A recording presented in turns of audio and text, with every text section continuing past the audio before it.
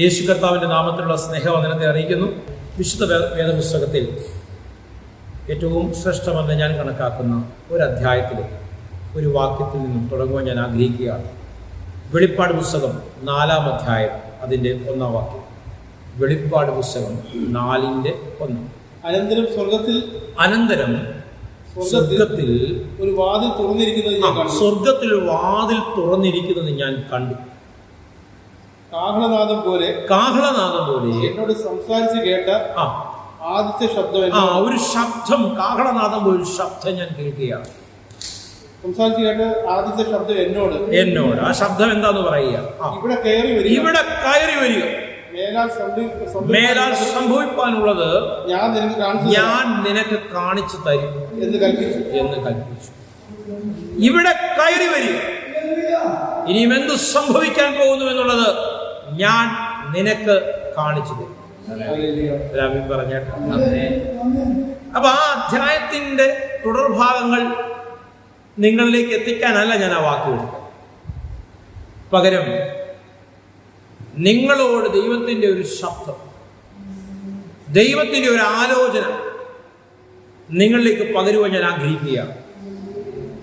വിശ്വാസ തലത്തിൽ അടുത്തൊരു നിലവാരത്തിലേക്ക് നിങ്ങൾ ഉയരേണ്ടതിന്, അടുത്തൊരു തലത്തിലേക്ക് നിങ്ങൾ ഒരു ഉയർച്ച ഉണ്ടാകേണ്ടതിന് ഈ സന്ദേശം മുഖാന്തരമായി മാറട്ടെ എന്ന് ഞാൻ പ്രാർത്ഥിക്കുകയാണ്. യേശു കർത്താവിന്റെ പ്രസംഗം കേട്ട് വലിയൊരു കൂട്ടം യേശുവിനോടുണ്ടായിരുന്നു. തിരക്കി നടന്ന ഒരു, ഇന്ന് അല്ലേ നമുക്കറിയാം, രക്തസ്രാവം ബാധിച്ച ഒരു സ്ത്രീ സ്പർശിച്ചതും സൗഖ്യമായതും ഒക്കെ നമ്മൾ കേട്ടിട്ടുണ്ട്, അല്ലേ, പഠിച്ചിട്ടുണ്ട്. എന്നാൽ ഈ തിരക്കി നടക്കുന്ന ജനത്തിന് അവർക്ക് വിശന്നപ്പോൾ കർത്താവ് എന്ത് ചെയ്തു? അവർക്ക് ആഹാരം കൊടുത്തു. അത് നമുക്കറിയാം. അതിൽ വലിയൊരു വർധനം അവർക്ക് നൽകി. ഒരുപാട് പേര് വന്നവർ മുഴുവൻ, രോഗികളായി വന്നവർ മുഴുവൻ കർത്താവിന്റെ സന്നിധിയിൽ വന്നവർക്കെല്ലാം കർത്താവ് സൗഖ്യം കൊടുത്തു, വിടുതൽ കൽപ്പിച്ചു. പക്ഷേ എല്ലാവരെയും ചില പദ്ധതികൾ ഏൽപ്പിച്ചില്ല. ശ്രദ്ധിച്ച് കേൾക്കണേ. അതിനകത്ത് നിന്നും തിരഞ്ഞെടുക്കപ്പെട്ടൊരു ഗണമുണ്ട്. യേശുവിന്റെ കൂടെ, യേശുവിന്റെ മനസ്സറിഞ്ഞ്, ഹൃദയത്തിന്റെ ആലോചനകൾ അറിഞ്ഞ് നടന്നൊരു കൂട്ടമുണ്ട്. അതുകൂടാതെ ജാതികളിൽ നിന്നും തിരഞ്ഞെടുക്കപ്പെട്ടൊരു കൂട്ടമാണ്. നമുക്കറിയാം, 12 പേരെ തിരഞ്ഞെടുത്തതും 70 പേരെ തിരഞ്ഞെടുത്തതുമായ വിഷയങ്ങളൊക്കെ നിങ്ങൾക്കറിയാം. അവർക്ക് കൊടുത്ത ശക്തിയും അധികാരത്തെ കുറിച്ചും നമുക്ക് പഠിച്ചിട്ടുണ്ട്. ഹല്ലേലൂയ. എന്നാൽ ലഭിച്ച നന്മകൾ, അപ്പൊ യേശു ക്രിസ്തുവിന്റെ ശിഷ്യന്മാരിൽ എല്ലാവരും ഒരുപോലായിരുന്നു അല്ല. ചില ശുശ്രൂഷയ്ക്ക് 3 പേരെ കൊണ്ടുപോയതായി കാണുന്നു. 12 പേരുണ്ടായിട്ട് 3 പേരെ മാത്രം തന്റെ കൂടെ യേശു കൊണ്ടുപോയതായി കാണുന്നു. ചില ശുശ്രൂഷയ്ക്ക് ചിലരോട് പറഞ്ഞു നിങ്ങൾ അവിടെ നിൽക്കുക എന്ന് പറഞ്ഞ് ചിലരെ വിളിച്ച് ചില കാര്യങ്ങൾ ഏൽപ്പിക്കും. ഇവിടെയെല്ലാം ശ്രദ്ധേയനായ ഒരു ശിഷ്യന്റെ പേര് ഞാൻ നിങ്ങളോട് പറയാൻ ആഗ്രഹിക്കുകയാണ്, യോഹന്നാൻ. ഈ യോഹന്നാനുണ്ടായ വെളിപ്പാടാണ് വെളിപ്പാട് പുസ്തകത്തിന്റെ കണ്ടന്റ്. യോഹന്നാൻ കേട്ട ശബ്ദത്തെ കുറിച്ചാണ് ഇപ്പോൾ നമ്മൾ പഠിച്ചത്. ഇവിടെ കയറി വരിക, മേലാൽ സംഭവിക്കാനുള്ളത് ഞാൻ നിനക്ക് ബോധ്യപ്പെടുത്തി. ഹല്ലേലൂയ.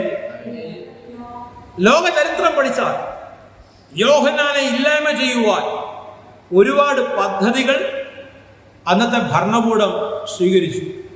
യഹൂദന്മാരിൽ നിന്നും റോമാക്കാരിൽ നിന്നും ഒക്കെ ശക്തമായ എതിർപ്പുകൾ, പീഡനങ്ങൾ, ഇല്ലായ്മ ചെയ്ത് കളയാനിട്ട പദ്ധതികൾ, അവിടെയൊക്കെ നമുക്ക് കാണാൻ കഴിയും. ഇല്ലായ്മ ചെയ്യുവാൻ പദ്ധതി ഇട്ടവരെന്ത് ചെയ്തു? അവർ തന്നെ ആ പദ്ധതിയിൽ വീണ് ഇല്ലാതായിപ്പോയി. പക്ഷെ യോഹന്നാനെ ഇല്ലാതാക്കാൻ സാധിച്ചില്ല. ഹല്ലേലൂയ. കാരണം തന്നിൽ അർപ്പിച്ചിരുന്ന, ലഭിച്ചിരിക്കുന്ന ഒരു കോളിംഗ് അത് മറ്റുള്ളവരിൽ നിന്നും വിഭിന്നമായി. ഇന്ന് നിങ്ങളുടെ മേൽ അങ്ങനെ ഒരു വിളി ഉണ്ടാകുവാൻ ഇടവരട്ടെ എന്ന് ഞാൻ പ്രാർത്ഥിക്കുകയാണ്. നമുക്ക് ലഭിച്ച വിശ്വാസത്തിൽ വന്ന് ഒരു 2-3 വർഷം കഴിയുമ്പോൾ ചില ശുശ്രൂഷയിൽ എത്തുന്നത് കാണാം. ഹല്ലേലൂയ. 10-30 വർഷം കഴിഞ്ഞിട്ട് അതുപോലെ ഇരിക്കുന്നവരാണ്. ചില പറയും വിശ്വാസത്തിൽ വന്ന നാളിൽ എന്തോ സ്നേഹമായി, എന്തോ ദൈവീയ സാന്നിധ്യം. ഇതിപ്പോ ചുമ്മാ അങ്ങ് ഒരു കൂട്ടായ്മയുടെ, ഒരു സംഘടനയുടെ ഭാഗമായിട്ടങ്ങ് പോകുന്നു. അങ്ങനെയുള്ളവരുമുണ്ട്. ഹല്ലേലൂയ. എടാ, നമ്മുടെ കൂടെ ഇരുന്ന് സഭയോടെ ഇരുന്നവനാണ് ഇപ്പൊ എന്ത് ചെയ്യുന്നത്? ഇന്നേ രാജ്യങ്ങളിൽ ശുശ്രൂഷിക്കുന്ന വ്യക്തിയായി മാറി. എന്തുകൊണ്ട് ആ മാറ്റങ്ങൾ ഉണ്ടായത്? ലൂക്കോസിന്റെ സുവിശേഷം 19-ാം അധ്യായം അതിന്റെ 12-13 വാക്കുകൾ നമുക്കൊന്ന് വായിക്കാം. ലൂക്കോസ് 19:12-13 വായിച്ചാൽ. ലൂക്കോസ് 19:12-13. കുലീനനായ ഒരു മനുഷ്യൻ രാജ്യം പ്രാപിച്ച് മടങ്ങി വരണമെന്ന് വെച്ച് ദൂരദേശത്തേക്ക് യാത്രയായി. ദൂരദേശത്തേക്ക് വ്യക്തി യാത്രയാകും. വളരെ സമ്പന്നനായ കുലീനനായ ഒരു വ്യക്തി. അവൻ 10 ദാസന്മാരെ വിളിച്ചു. അവൻ എന്ത് ചെയ്തു? 10 ദാസന്മാരെ വിളിച്ചു. വെള്ളി കൊടുത്തു. ഞാൻ വരുവോളം വ്യാപാരം ചെയ്ത് കൊള്ളുവീൻ എന്ന് പറഞ്ഞു. ഓക്കെ, 13 വരെ വായിച്ചു. 15 മുതൽ 24 വരെ വായിക്കണം. വേഗം വായിക്കണം. 15 മുതൽ 24 വരെ. അവൻ രാജ്യം പ്രാപിച്ച് മടങ്ങി. അപ്പൊ ഈ ദാസന്മാരെ ഏൽപ്പിച്ചു. അത്രയാണ് 12 മുതൽ 13 വാക്യങ്ങൾ. 15-ാമത്തെ വാക്യത്തിൽ അവൻ തിരിച്ചു വരികയാണ്. അവൻ പോയിടത്ത് നിന്ന് തിരിച്ചുപോയി. ഈ ദാസന്മാരെ വിളിച്ചു. വായിച്ചു. അവൻ രാജ്യം പ്രാപിച്ച് മടങ്ങി വന്നപ്പോൾ താൻ ദ്രവ്യം കൊടുത്തിരുന്ന ദാസന്മാരെ വ്യാപാരം ചെയ്ത് എന്ത് നേടിയെന്ന്. രാജ്യത്വം പ്രാപിച്ചു മടങ്ങി വന്നപ്പോൾ ഈ നൽകപ്പെട്ട ദാനങ്ങൾ എപ്രകാരം കൈകാര്യം ചെയ്തെന്ന് അറിയേണ്ടതിന് ദാസന്മാരെ വിളിക്കുകയാണ്. എന്ത് നേടിയെന്ന് അറിയേണ്ടതിന് അവരെ വിളിപ്പാൻ കൽപ്പിച്ചു. ഒന്നാമത്തവൻ അടുത്തു വന്നു. കർത്താവേ നീ തന്ന റാത്തൽ കൊണ്ട് 10 റാത്തൽ സമ്പാദിച്ചിരിക്കുന്നു. കിട്ടിയതിലും ഇരട്ടി ഞാൻ സമ്പാദിച്ചു. ഞാൻ എന്ത് ചെയ്തില്ല? അത് പാത്തു വെച്ചില്ല, കുഴിച്ചിട്ടില്ല. അവൻ സമ്പാദിച്ചു. ലഭിച്ചതിനെ വർദ്ധിപ്പിച്ചു. വായിച്ചാൽ അവൻ അവനോട് നല്ല ദാസനെ നീ അത്യല്പത്തിൽ വിശ്വസ്തനായതുകൊണ്ട്. കേട്ടോ, വലിയൊരു വാക്കാണ്. അത്യല്പത്തിൽ വിശ്വസ്തനായിരിക്കൊണ്ട് 10 പട്ടണത്തിന് അധികാരമുള്ളവനായി കൽപ്പിച്ചു. ഇപ്പൊ 10 പട്ടണങ്ങളുടെ അധികാരം കിട്ടി. വായിച്ചു. രണ്ടാമത്തിനെ വിളിപ്പിച്ചു. കർത്താവേ നീ തന്ന റാത്തൽ കൊണ്ട് 5 റാത്തൽ ഞാൻ സമ്പാദിച്ചു. അവന്റെ പരിധിക്ക് അനുസരിച്ച് അവനും സമ്പാദിച്ചു. 5 റാത്തൽ.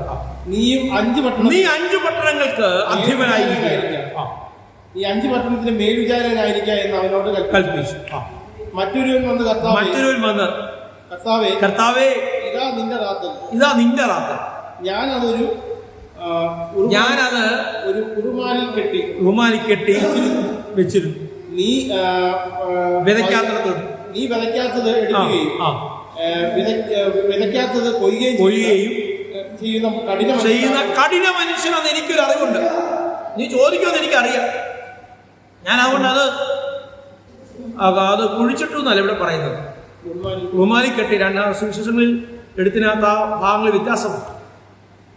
മറ്റു ഭാഗങ്ങളിൽ വ്യക്തമായി അത് കുഴിച്ചിട്ടു എന്നുള്ളത്. ഇവിടെ റൂമാലി കെട്ടി എന്ത് ചെയ്തു?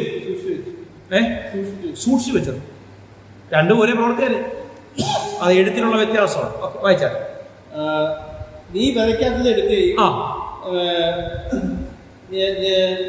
ഇടയ്ക്കകത്ത് കൊയ്യുകയും ചെയ്യുന്ന കഠിന മനുഷ്യനാകുമല്ലോ. ഞാൻ നിന്നെ ഭയപ്പെട്ടു. വായിച്ചു. 24 വരെ വായിക്കും. എത്രാമത്തെ വാക്യം വായിക്കുന്നു? അവൻ അവനോട് ദുഷ്ടദാസനെ നിന്റെ വായിൽ നിന്ന് തന്നെ നിന്നെ ന്യായം വിധിക്കുന്നു. നിന്റെ വായിൽ നിന്ന് തന്നെ നിന്റെ മൈൻഡ് സെറ്റ്, നിനക്കുള്ള പണി വന്നു കഴിഞ്ഞിരിക്കും. ഞാൻ വിതയ്ക്കാത്തത് എടുക്കുകയും വിതയ്ക്കാത്തത് കൊയ്യുകയും ചെയ്യുന്ന കഠിന മനുഷ്യനെന്ന് നീ അറിഞ്ഞുവല്ലോ. ഞാൻ വന്ന് എന്റെ ദ്രവ്യം പലിശയോടുകൂടെ വാങ്ങിക്കൊള്ളേണ്ടതിന് അത് പീഠത്തിൽ ഏൽപ്പിക്കാഞ്ഞെന്ത്. പിന്നെ അവൻ അരികെ നിൽക്കുന്നവരോട് ആ റാത്തൽ അവന്റെ മക്കളിൽ നിന്ന് വാങ്ങി എടുത്ത് 10 റാത്തൽ സമ്പാദിച്ചവന് കൊടുക്കുക. പിന്നെ ഇവൻ എന്ത് സംഭവിക്കുന്നു എന്നുള്ളത് അവിടെ വിശദമായി കൊടുത്തിട്ടില്ല. മറ്റു സുവിശേഷങ്ങളിലുണ്ട്. അവിടെ മറ്റു സുവിശേഷ ഭാഗങ്ങളിൽ ഇവനെ എന്ത് ചെയ്യണമെന്ന് കൽപ്പിക്കുന്ന ഭാഗങ്ങളുണ്ട്. ഓക്കെ, ഇവിടെ ഈ താലന്തുകൾ ലഭിച്ചവൻ എന്ത് ചെയ്തു? ലഭിച്ചവർ അത് വ്യാപാരം ചെയ്തു. ഒരുവന് വ്യാപാരം ചെയ്തില്ല. ഒത്തിരി ഉപമകളിലൂടെ കർത്താവ് പറയുന്നു. വിളക്ക് കത്തിച്ച് എന്ത് ചെയ്യും? അത് വെക്കേണ്ടിടത്താ വെക്കേണ്ടത് അല്ലേ? നിങ്ങൾക്ക് ലഭിച്ച് ദൈവം തന്ന ഒരുപാട് നന്മകളുണ്ട്, ദൈവം തന്ന ഒരുപാട് അനുഗ്രഹങ്ങളുണ്ട്. പറഞ്ഞല്ലോ, ദൈവം തമ്പുരാനെ നിൽക്കാൻ പോലും യോഗ്യനല്ല. എന്തെല്ലാം പ്രശ്നങ്ങൾ, എന്തെല്ലാം വിഷയങ്ങളിൽ നിന്നാണ് കർത്താവെ അങ്ങ് ഞങ്ങളെ വിടുവിച്ചത്. ഈ ഒരു ബോധ്യം അകത്തുണ്ടായാൽ തന്നെ നമുക്ക് അടങ്ങിയിരിക്കാൻ കഴിയും. നന്ദി പറയത്തില്ലേ? ദൈവം ചെയ്ത വിടുതലുകൾ മറ്റുള്ളവരോട് പറയത്തില്ലേ? തകർന്നവരോട് പറയത്തില്ലേ എന്റെ ദൈവം നിന്നെ വിടുവിക്കുന്നു പറയത്തില്ലേ? എങ്ങനെ നിശബ്ദനായിരിക്കാൻ പറ്റും? എങ്ങനെ മിണ്ടാതിരിക്കാൻ പറ്റും? ഹല്ലേലൂയ. അത് സംസാരിക്കാനും സുവിശേഷം മറ്റുള്ളവർ പങ്കുവയ്ക്കുവാനും ലഭിച്ച നന്മകൾ മറ്റുള്ളവരിലേക്ക് പകരുവാനും ഇടയാകണമെങ്കിൽ സ്നേഹനിധിയായ കർത്താവിന്റെ മഹത്വത്തെ കുറിച്ചൊരു ബോധ്യമുണ്ടാകണം. ഹല്ലേലൂയ. ഒരുക്കി കൊടുക്കുന്ന കർത്താവിനെ ലഭിച്ചതും കൊണ്ടിരുന്നു. അതാ ഞാൻ പറഞ്ഞ, വിശ്വാസത്തിൽ വന്നു, കൂട്ടായ്മ വന്നു. 30 വർഷമായി. അന്നത്തെ അത്രയും പോലെയുള്ള സ്ഥലങ്ങളിൽ പിന്നെ അങ്ങ് ഓർഗനൈസേഷന്റെ ഭാഗമായി വരുന്നു പോകുന്നവരുണ്ട്. എന്നാൽ 1-2 വർഷങ്ങൾക്കുള്ളിൽ വലിയ നിലയിൽ ശുശ്രൂഷയിലെത്തിയവരുണ്ട്. ആലിൽ എന്താ വ്യത്യാസം? അവർക്ക് ലഭിച്ചത് അവരെന്ത് ചെയ്തു? വ്യാപാരം ചെയ്തു. ലഭിച്ചത് വ്യാപാരം ചെയ്തു. ലഭിച്ചതിനെ കുഴിച്ചിട്ടില്ല, റൂമാലിൽ കെട്ടി മാറ്റി വെച്ചില്ല. ആലിൽ വ്യാപാരം ചെയ്തു. വചനം പറയുന്നു, മറ്റുള്ള റൂമിൽ അഭിമാനത്തോടെ ലജ്ജ കൂടാതെ എന്നെ കുറിച്ച് പറയുവാൻ നിങ്ങൾ തയ്യാറായാൽ നിങ്ങളെ കുറിച്ച് ഞാൻ മറ്റുള്ളവരോട് സംസാരിക്കും. പലപ്പോഴും പറ്റാത്തൊരു മേഖലയാണ്. അയ്യോ, എവിടെ പോവാ? അവിടം വരെ, ഞങ്ങളുടെ ഒരു ഫ്രണ്ടിന്റെ അവിടം വരെ. യഥാർത്ഥത്തിൽ എവിടെ പോവാന്നറിയാവോ? കൂട്ടായ്മയ്ക്ക് പോവുക. കൂട്ടായ്മയ്ക്ക് പോവുക. പക്ഷെ പറയുന്നത് എന്താണ്? ഒരു ഫ്രണ്ടിന്റെ അവിടം വരെ. അങ്കിളിന്റെ ഒന്ന് കാണാം, അങ്കിളിന്റെ ഇന്നാര് വന്നു കാണാൻ പോകും, ആന്റി ഒന്ന് കാണാൻ പോകും. എന്താടാ കൂട്ടായ്മയ്ക്ക് പോകുന്നത് പറയാനൊരു തന്റെ ഇടക്കുറവ്? എങ്ങോട്ടേ വൈകിട്ട് അടിച്ചുകൊണ്ട് പോകുന്നത്? ഒരു പ്രാർത്ഥനയുണ്ട്, കോട്ടേജ് മീറ്റിംഗ് ഉണ്ട്. അയ്യോ, അങ്ങനെ പറഞ്ഞ അവൻ വല്ലതൊക്കെ പറയും. എന്നെക്കുറിച്ച് നീ ലജ്ജിച്ചാൽ നിന്നെക്കുറിച്ച് ഞാൻ ലജ്ജിക്കും. എന്നെക്കുറിച്ച് നീ മറ്റുള്ളവർ പറഞ്ഞാൽ ഞാൻ നിന്നെ ഉയർത്തി മാനിക്കും. സ്പിരിച്വലി പ്രമോഷൻ ഉണ്ടാകണമെങ്കിൽ, ആത്മീയമായ അടുത്ത തലത്തിലേക്ക് നിങ്ങൾ ഉയരണമെങ്കിൽ ലഭിച്ചതിനെ വ്യാപാരം ചെയ്യുന്നവരായി മാറും. Hallelujah, hallelujah.